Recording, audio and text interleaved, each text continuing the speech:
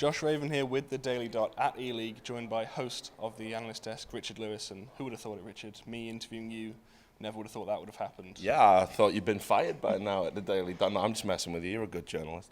Yeah, it's good, man. It's good to come back to my old stomping ground, the Daily Dot. Obviously, a lot of good memories there. And you guys have been doing some great coverage, great interviews of E-League. And yeah, I'm as surprised as you, honestly. You know, when I kind of left journalism behind, I didn't really think I'd be on television, put it that way. I was going to say, yeah, I think that's where the surprise is coming from for everyone else. Richard Lewis is on TV. Yeah. He's on a main channel covering Counter-Strike. How did that come about? Like, where does E-League come from, and how did you get the call, really? Yeah, okay, so short answer to this is there was a kind of groundswell that we wanted to get a league and do it right, and there were multiple television companies that were kind of, poking a fork around the edges. Turner were the first to really come in and commit, and they met with everybody, met with all the team owners, met with all the kind of major players. And I don't mean players by that, I actually mean major players in a business sense. And they said, we want to bring this to a television audience, we want to do it properly, we want it to be authentic, and for that we've obviously got to have the talent that comes from the community. It's got to be organic in that sense. So I ended up at a meeting with team owners and all the people I've been writing about for the past few years. Everyone was a little bit leery.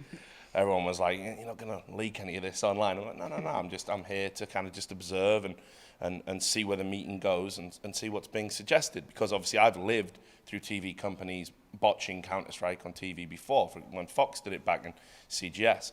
So I was very impressed immediately with the Turner way of doing things, very impressed with what they said and what their vision was, how they didn't want to censor anything and they didn't want to change how we play the game, for example, or which commentators we use.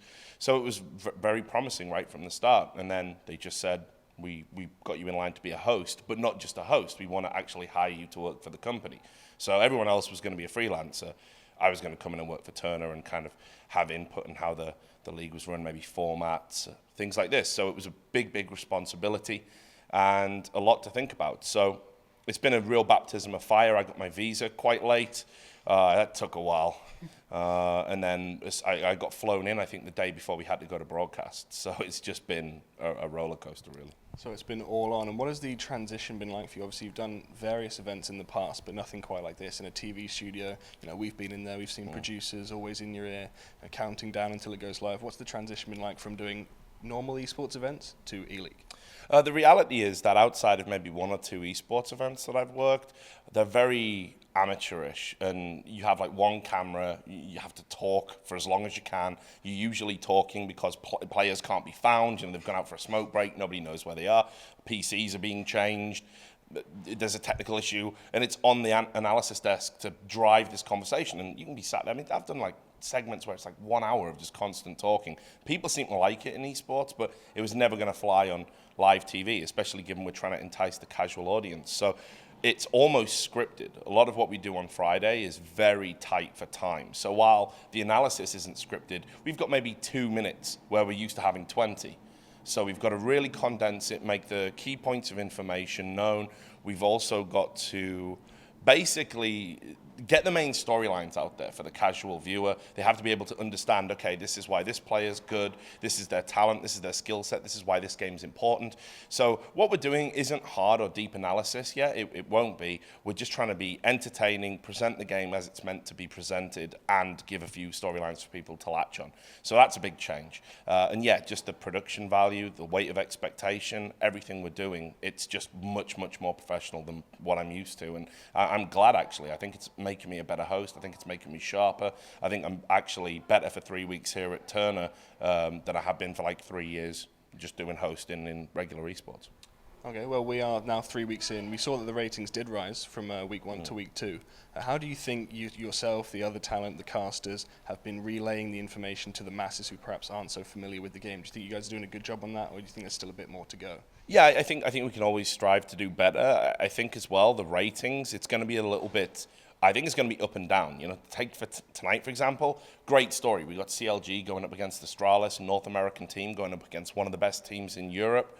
But unfortunately, we're going up against NBA playoff finals. We're going up against other big esports events. So tomorrow morning when the ratings come in, I don't know if we're going to see another increase, whether it's going to stay the same, whether it's going to dip. But what I do know is that we're getting that level of engagement. We've got lots of people that have never watched an esport before engaging through TBS, getting on social media, going to Buffalo Wild Wings, viewing parties, all of these kind of things. And that's hugely promising for the future of the sport. Turner's really committed to it.